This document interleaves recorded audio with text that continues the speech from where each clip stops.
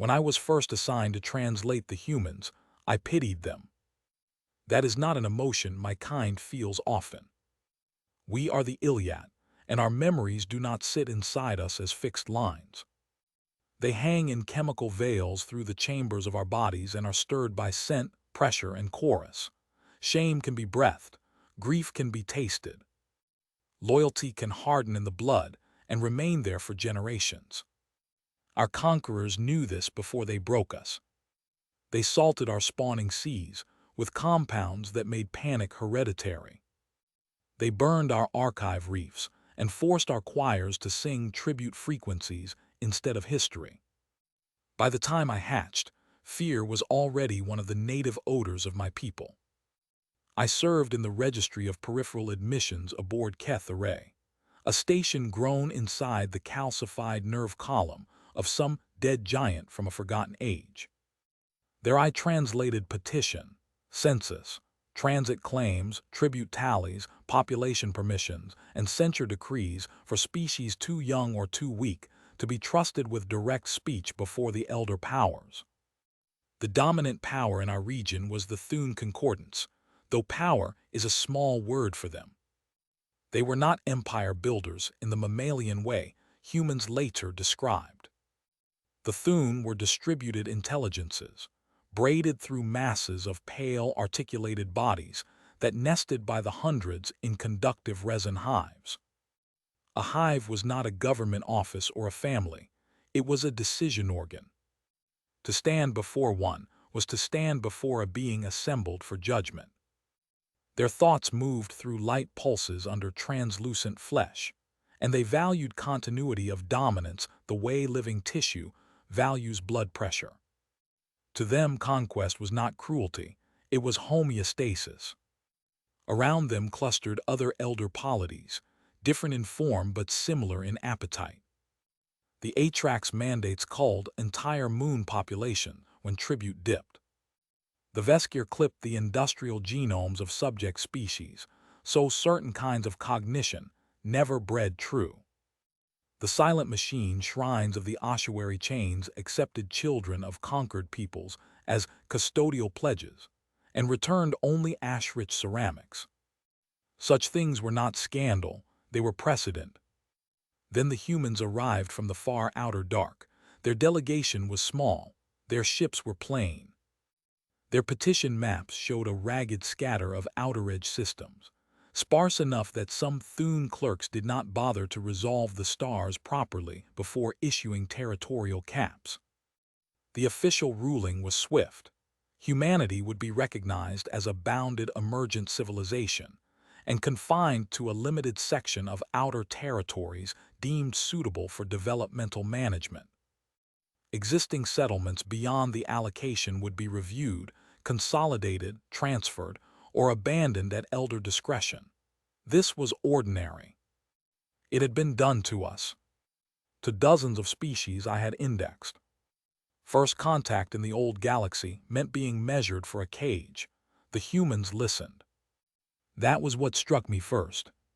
Species newly entered into the order usually emitted alarm, bargaining, territorial display, reproductive threat, ritual pleading, or nationalist collapse. Humans listened.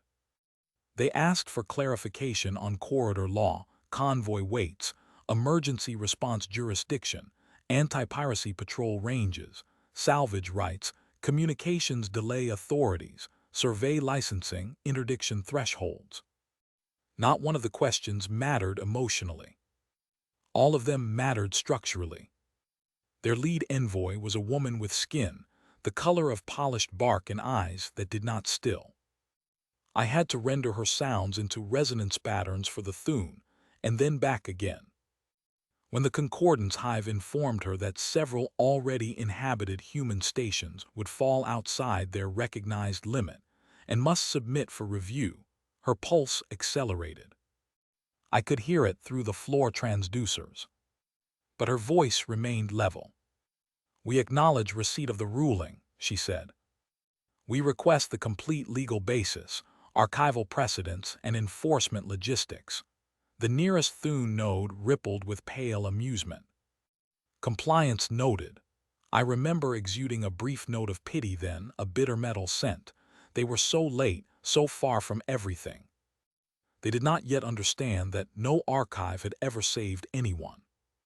For 9 standard cycles, I translated humanity in fragments. They complied outwardly. They established embassies where permitted. They accepted inspectors. They revised maps. They withdrew from some outer stations after formal protest.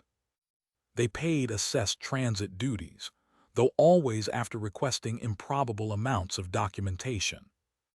They sent trade missions carrying machine tools, sealed habitats, medical polymers, agricultural biota, and software suites adapted with suspicious speed to non-human interfaces. They learned languages too fast, not just words, assumptions, wait in silence, danger in protocol. I met humans in docks, census bays, legal subforums, ration exchanges, emergency quarantine decks. They were physically unremarkable beside the old powers. Too soft, too bilateral, too dependent on visible faces. Yet they wore self-control, as if it were armor grown beneath the skin. What unsettled me most was inconsistency. Their official developmental history was long, almost sleepy. They described millennia between key industrial thresholds, broad eras of internal consolidation, slow progress through planetary energy phases before achieving interstellar capability. It was plausible on paper, but their behavior did not match a species that had climbed so gradually.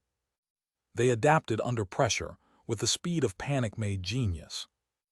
A human logistics clerk at Keth Array learned enough Ilyat pressure song in 10 days to identify when my superior was lying.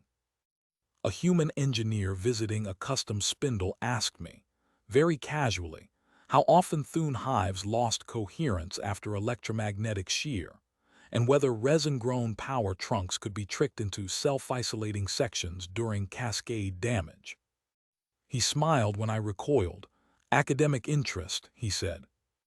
A human trader delivering atmospheric processors to an occupied term habitat knew exactly how many days of oxygen buffer the station had, though those numbers were restricted. A human physician on the famine moon of Less somehow arrived with tailored nutrient slurries for a species whose gut microbiomes were considered impossible for outsiders to model.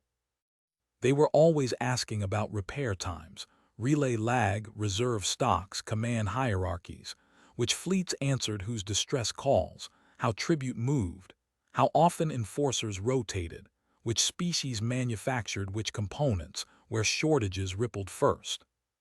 It was the curiosity of scavengers, I thought. The practical hunger of a young species trying to survive among predators. That explanation held for a while. Then came Koruat. Koruat was an Ilyat nursery world once, before the Thun stripped its seas and capped our spawning rights. In my mother memory, it still smelled of warm brine and silver algae. In my lifetime, it was a tribute extraction, basin ringed with orbital mirrors and labor towers. We had a population permit there, nothing more. Every hatchling was counted before shelling. Every brood above quota was dissolved in nutrient reclaimers and returned to us as ration gel. This, too, was lawful. A fungal blight spread through the lower brood trenches in the 41st cycle of human recognition. We requested medical relief. The Thun delayed because tribute shipments from Koruat were still within acceptable loss parameters. By the time approval came, 23 breeding pools had failed. A human relief convoy was nearby. They had no jurisdiction and no obligation. They diverted anyway. I was on translation watch when the Thun interdiction order reached them. By then the humans had already entered Koruat orbit and deployed sterilized med platforms under escort of 6 small cutters. The Concordance response was immediate. Unauthorized intervention in regulated population management. Cease all support. Withdraw. Submit records for penalty review. The human convoy commander transmitted, "We are treating a preventable mass casualty event."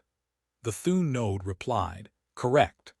They disabled 3 of the cutters with precision pulses and held the convoy under weapons lock until Thun inspectors arrived to seize the medical stockpiles.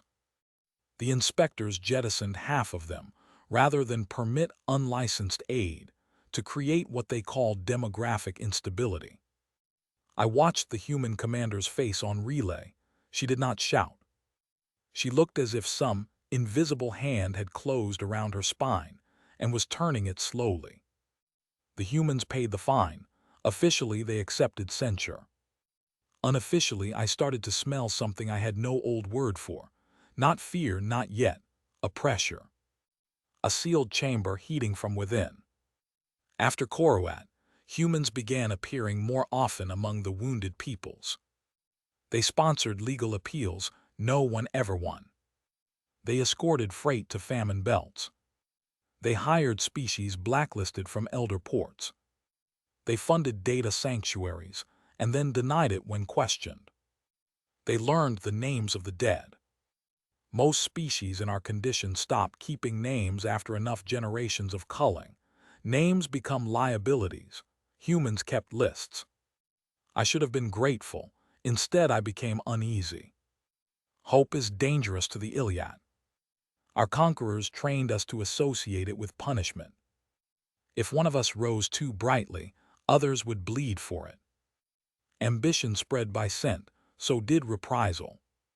Survival meant dampening one another.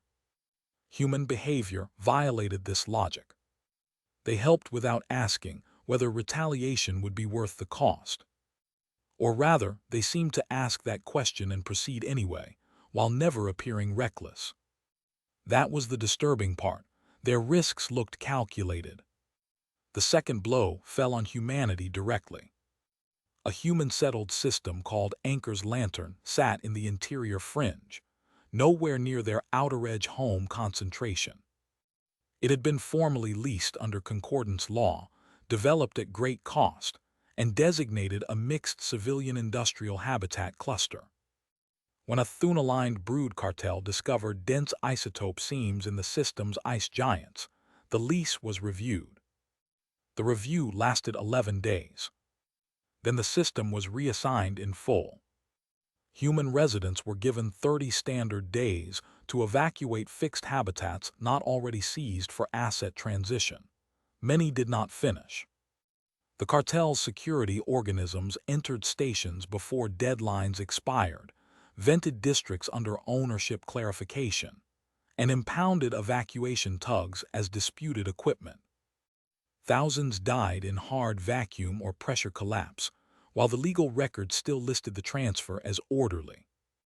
The human response at the assembly of harmonic claims was unlike anything I had heard. Not loud, not theatrical, worse.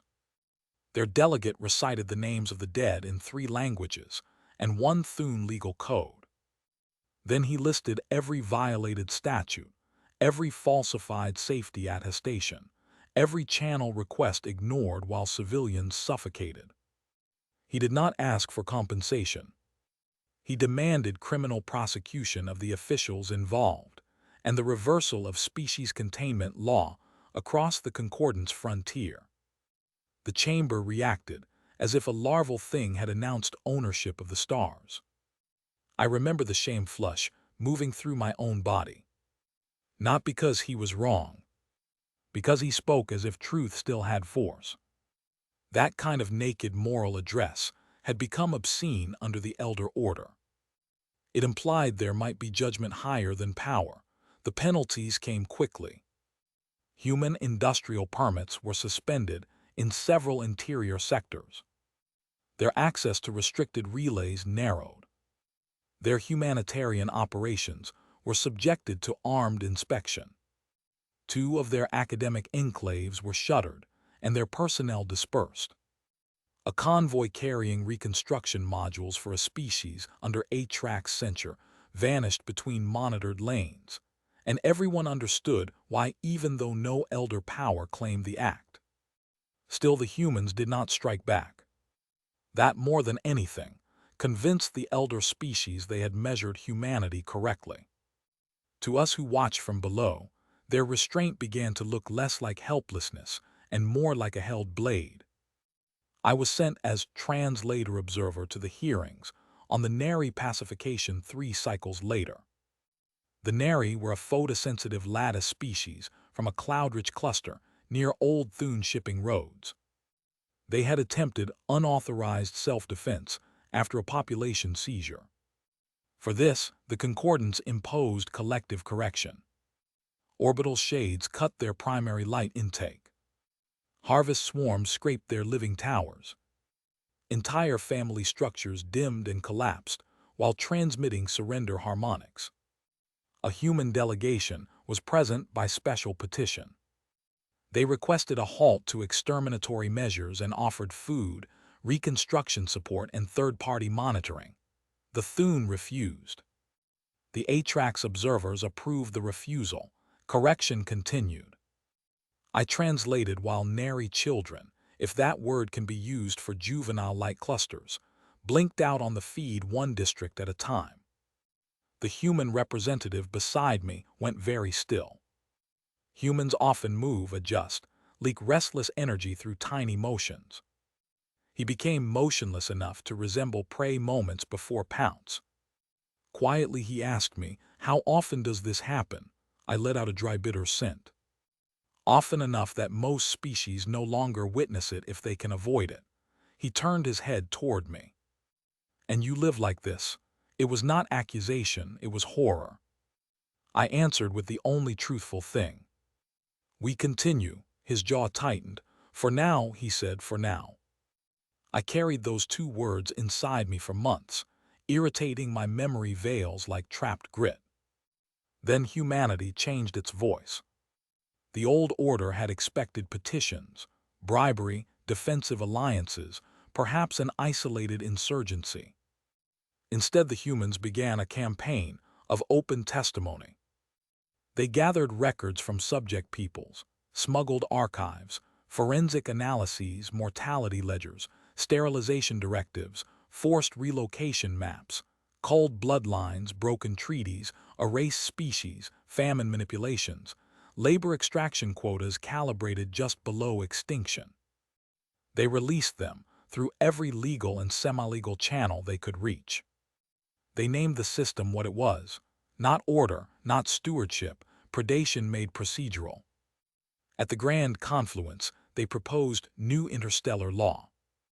Absolute sovereignty for developing species within occupied space, prohibition of population culling, independent transit protection, free technological exchange below strategic weapon thresholds, criminal liability for collective punishment, and a multi-species security compact not controlled by any elder power.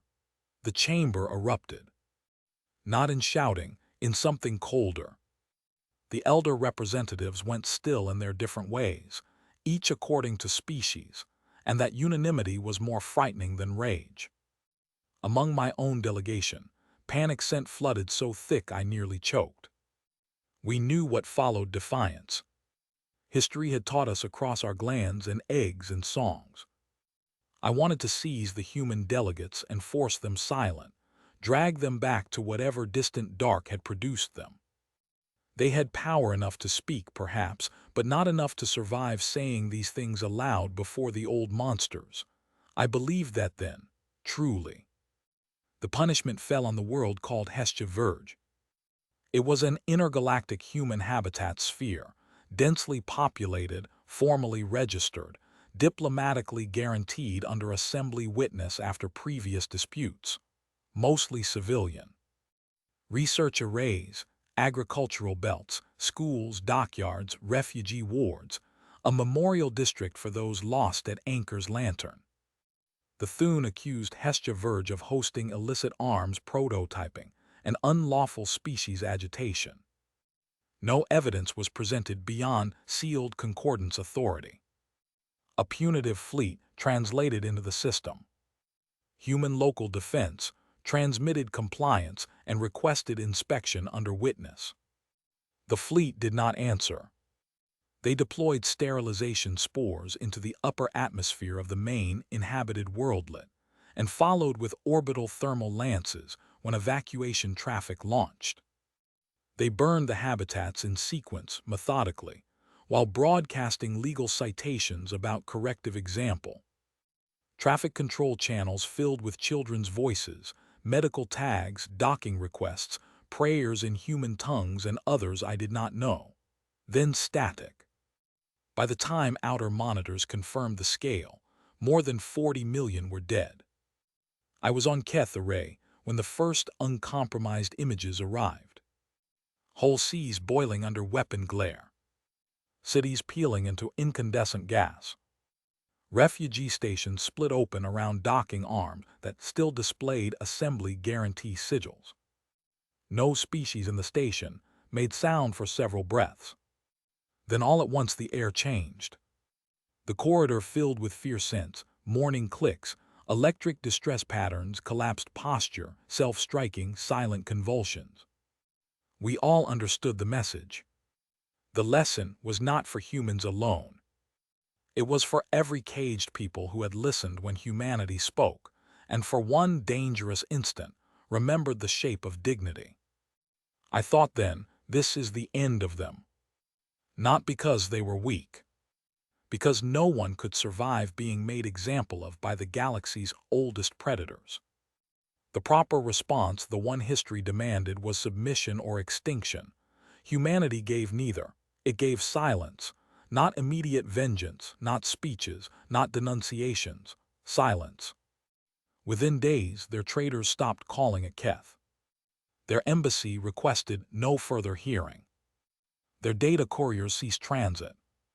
Human advisors on subject worlds departed if they could. If trapped, they vanished into local shelters and stopped transmitting. Commercial lanes they had used for years went dark, warehouses emptied, leaseholds were abandoned, clinics locked. Diplomatic compounds powered down in perfect sequence, as if a single hidden hand had touched them all. Elder commentators declared human collapse inevitable. Some said the species had fragmented in panic. Some said they were withdrawing to their limited outer territories to await negotiated humiliation. The Thune began assembling a punitive expedition toward the rim, confident enough to publish its order of march. Among subject species, rumor moved faster than freight. Humans had poisoned their own gates. Humans had fled the galaxy. Humans were awakening some outer dark machine god. Humans had broken into civil war. Humans were dead already, and only the automated systems had not learned it. I did not know what to believe. But HFY felt wrong in their absence. The corridors seemed colder. The old order, stripped of the small human frictions that had lately irritated it, no longer looked stable. It looked exposed. 3 weeks into the silence, I received an encoded pulse on a dead archive channel. It contained no language, only a transit key once used by a human relief clerk I had known on Koruat. Attached was a route map through maintenance voids to an observation blister overlooking the deep relay band. I went, perhaps out of curiosity. Perhaps because fear had fermented inside me, so long it had become something sharper. The blister was dark except for the stars.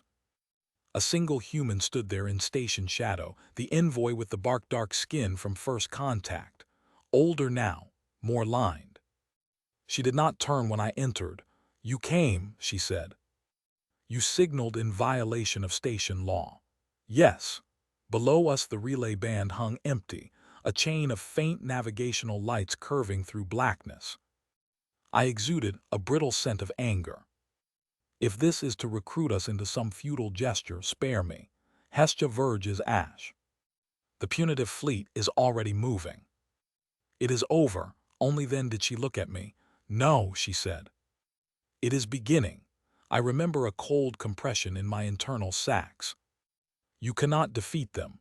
Not as they think we are." She faced the glass again. "Watch." For a long moment nothing happened.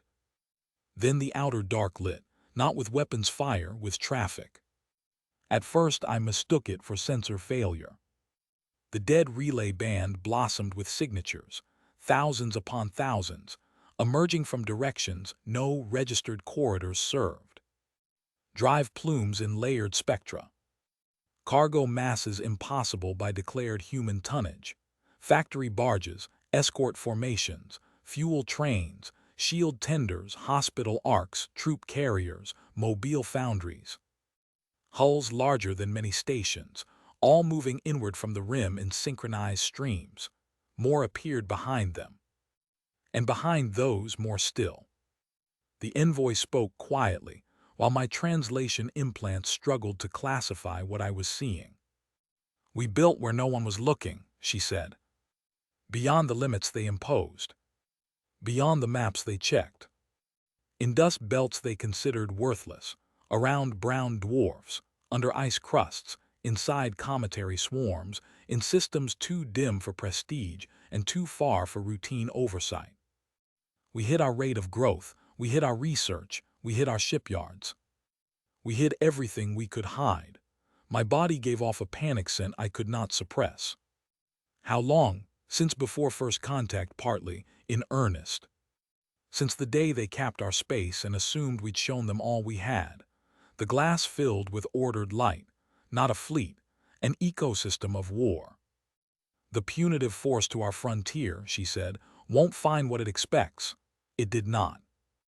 News from the outer edge came fragmented at first, because so many elder relays died in the first hours.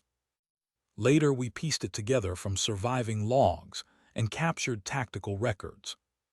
The Thune expedition entered human outer territory on outdated assumptions of distance, industrial density, and response time. They expected scattered defenses and young state confusion. Instead they found layered sensor webs so deep their stealth methods became jokes, mines that maneuvered. Decoy habitats masking mass drivers embedded in hollow moons.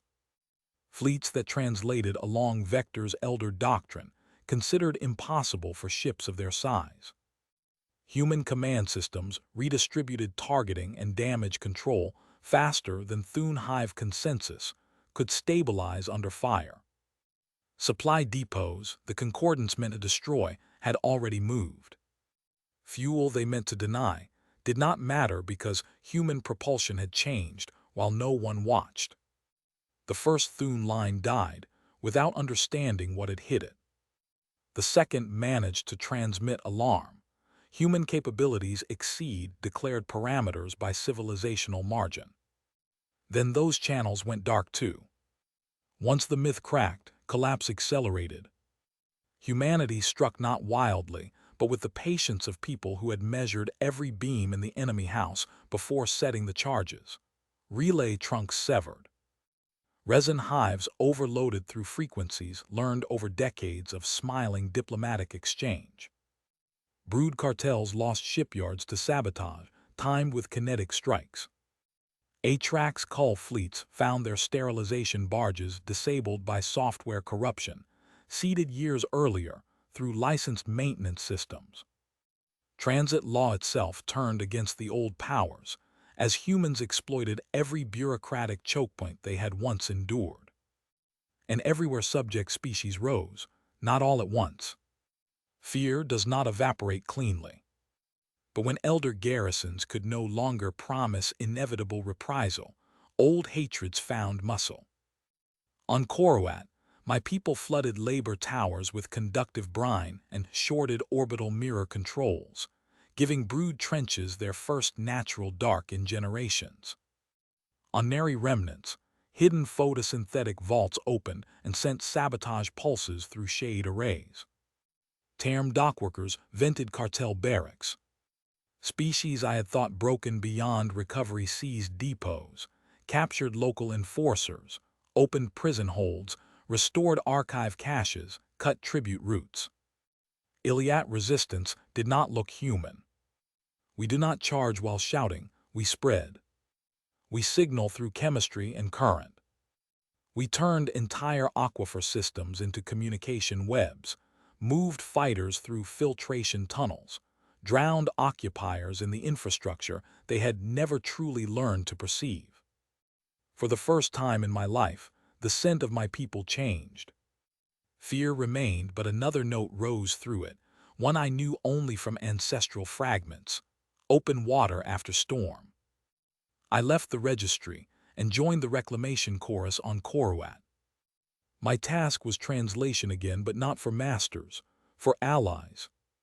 Human tactical teams arrived in pressure-sealed descent pods, carrying adaptable machines and patient questions. They did not order us aside. They asked what had been taken, what could be restored, which hatcheries mattered, where our dead were archived, which currents carried memory spores, how not to desecrate what they had come to free. That is when admiration replaced fear. Power had returned to the galaxy wearing human hands, yet those hands did not close into the old fist. The war was still terrible. Let no one smooth it, worlds burned. Elder fleets fought with the desperation of predators dragged into daylight.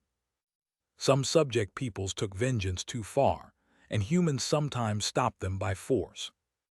Many humans died taking systems that never should have required liberation, because they should never have been enslaved. Hestia Verge remained dead. Anchor's lantern remained full of ghosts. No victory dissolved that. But the old order did break. The Thune Concordance lost its central hives, then its frontier obedience, then the superstition that had guarded it longest, the belief that resistance was irrational because dominance was natural. Once that belief failed, their power was merely material.